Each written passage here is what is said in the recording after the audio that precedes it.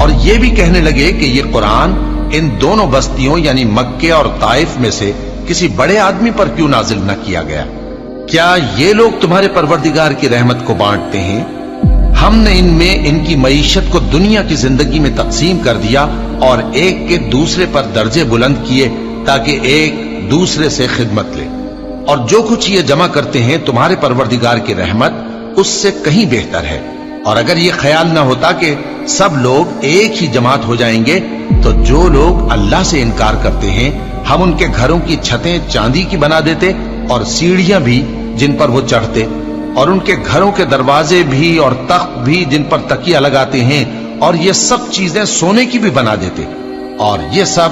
دنیا کی زندگی کا تھوڑا سا سامان ہے، اور آخرت تمہارے پروردگار کے ہاں پرہیزگاروں کے لیے ہے۔